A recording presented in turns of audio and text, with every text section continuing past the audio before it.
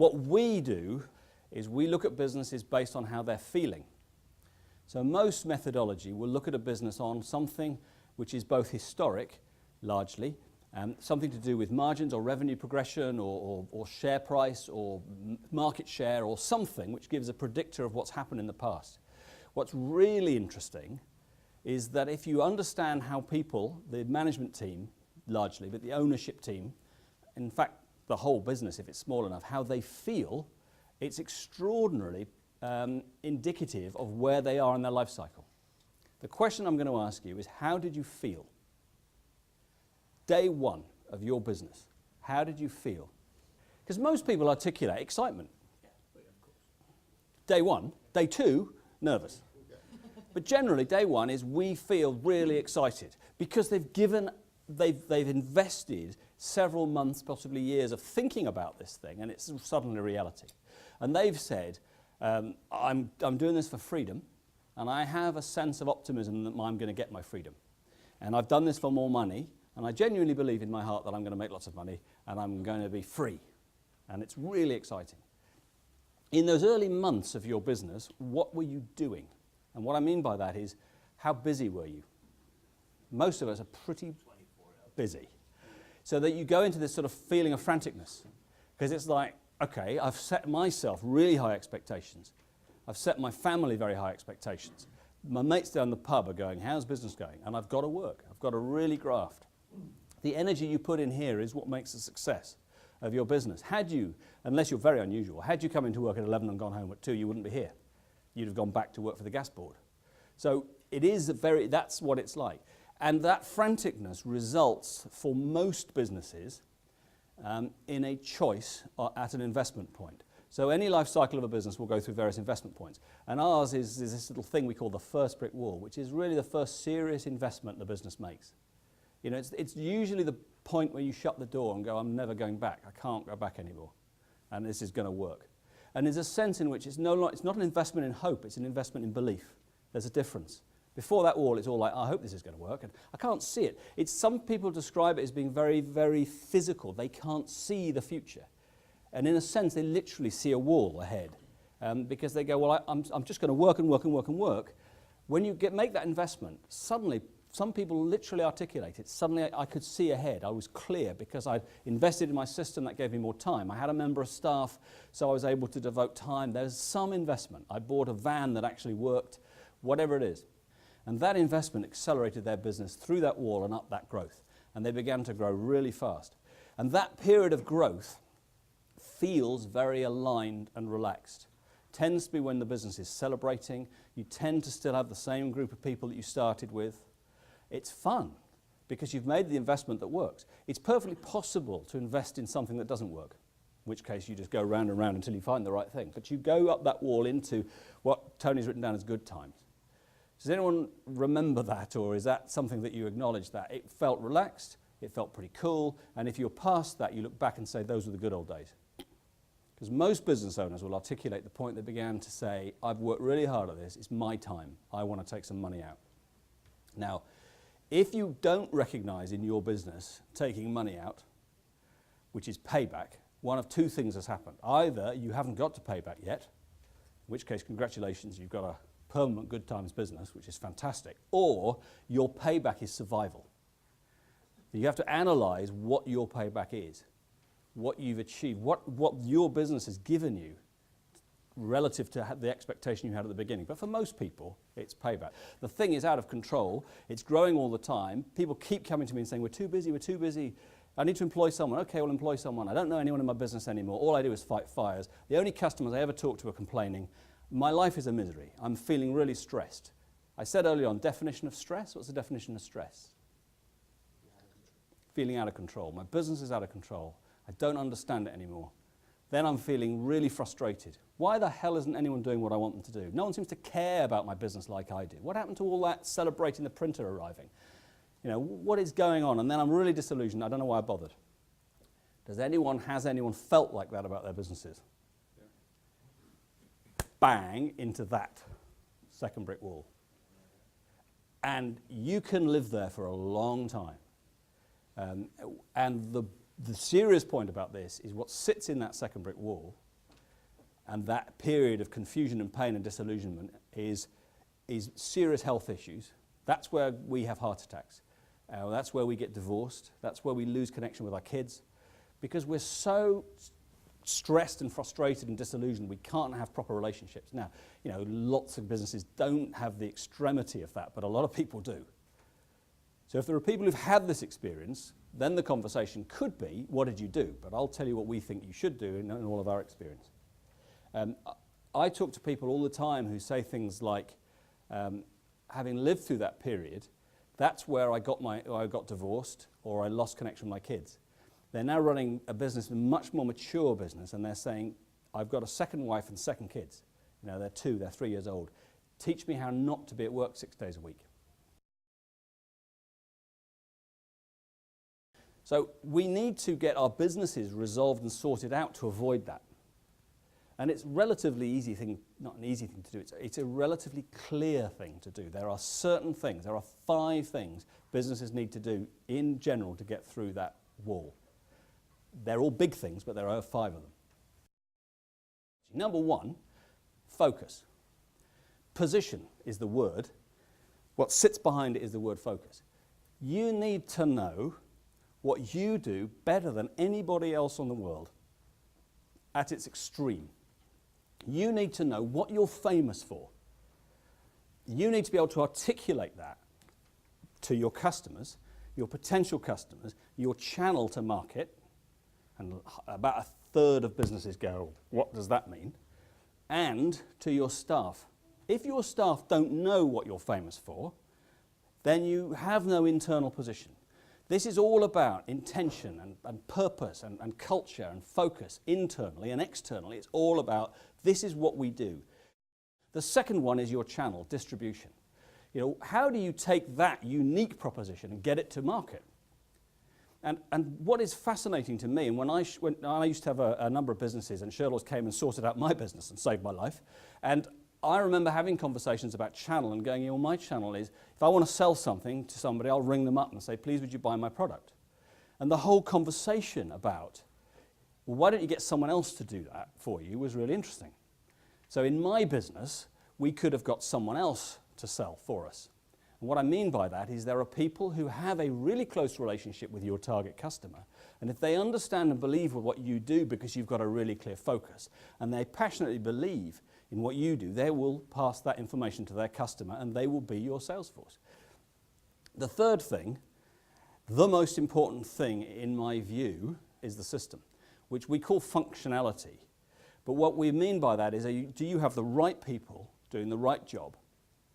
Have you got them doing the right tasks, the right roles? Is your capacity management right? In other words, you know, I could ask most of you, what's your current revenue?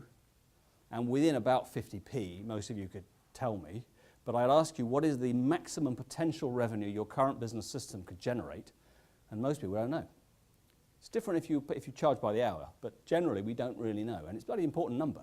So if you can make your business really efficient, but more than that, if you can make your people passionately believe in what they do, if you can give them autonomy, so they're doing the job, you're not having to check they're doing the job, that means you've got time to go and build your position on your channel. So functionality is all about efficiency. The next thing you need in order to achieve all that is management capability. And to me, this is not about, do you have the right capabilities to get your business to where it's got?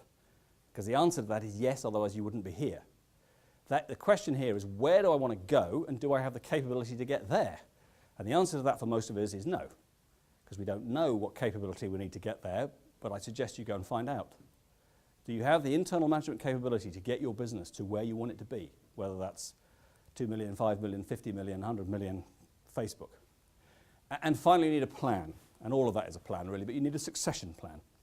And what that means is I need to know what I'm going to be doing in 5 years' time, and what you're going to be doing in 5 years' time, what you're going to be doing in 5 years' time, and I've got a sense of it. I've got a sense of progression.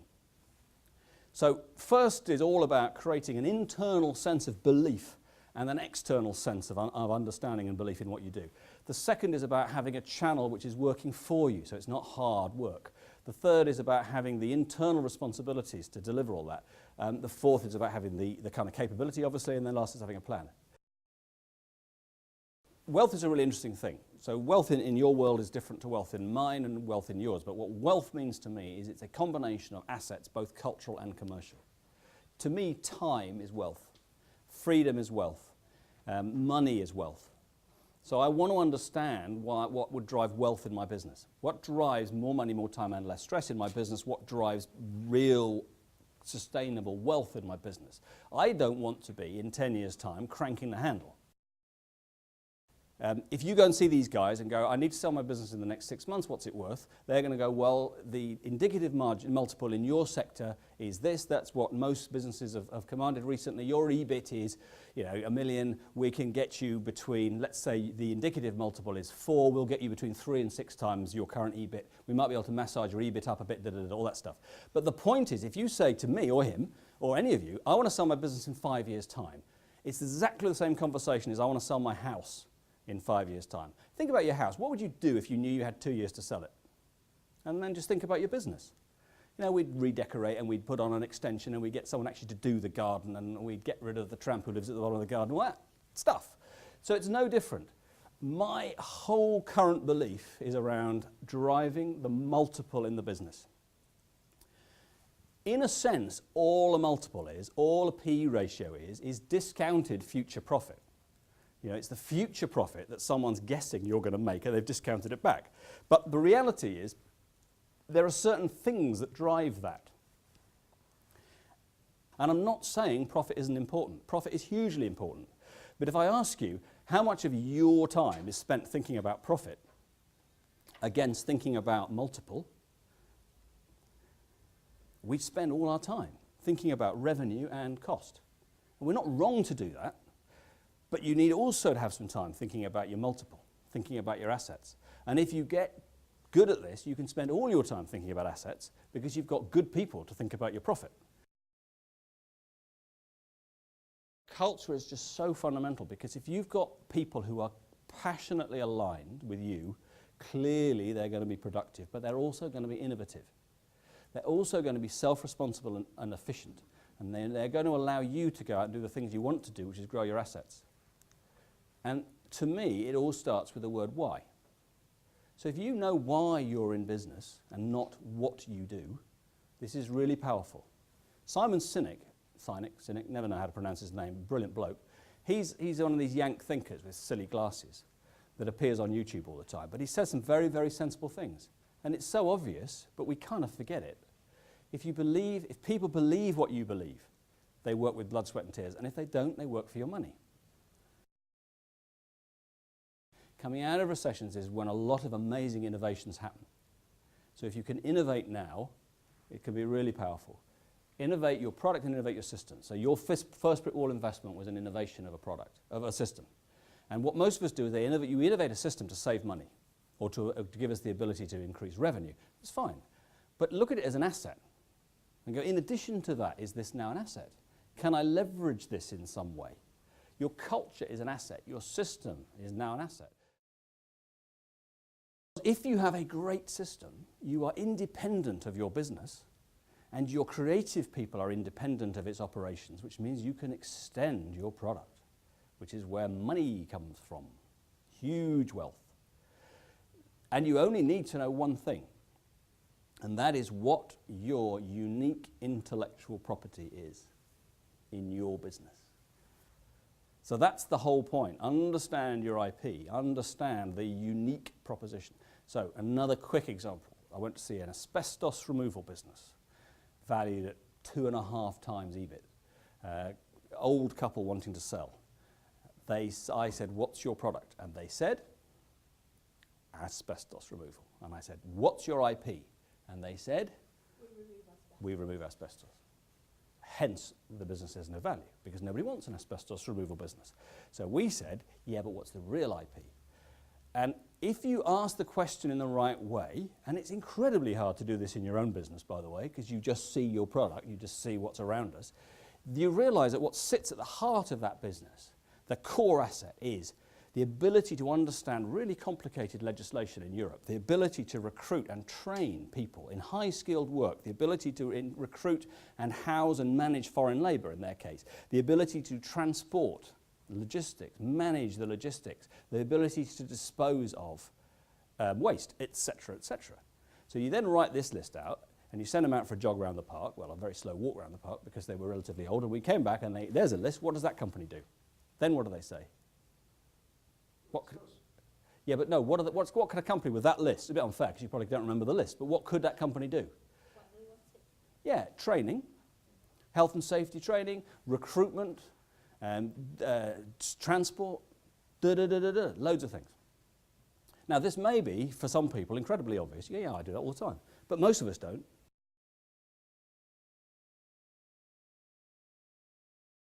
We are coming towards and into hesitant, uneven recovery. People will experience that at different rates. If that is the case, it is fundamental that you get this bit right and that you know where you are on this and what you're going to do about it. Otherwise, you will get stuck and you will miss the joy of the next 24 years. And finally, the key thing, in my humble opinion, that we need to focus on is not our profit, but our assets. Don't forget your profits, of course, but asset. What is the core asset? And the two specific things I think are really important is my culture fantastic? Do I have a head of amazing? Is my business amazing? Do people are obsessively loyal to me, like Chris's people? Do I have that? And secondly, do I understand my intellectual property? Because with those two things, you will innovate into the recovery, and most great innovations happen in a recovery, and we will all boom. And the point is, profit, or valuation is profit times multiple. If you are commanding a profit of $1 million, and you're getting a multiple of 4, your wealth is, accountants amongst us, how much is your company worth?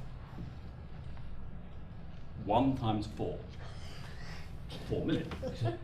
If you increase your profit to 2, obviously that doubles it. But if you go 1 times 8, you've just doubled your money. You're 2 times 8 is 16 million. You see what I mean? I mean, I'm not being sarcastic, but you can do both sides of the equation.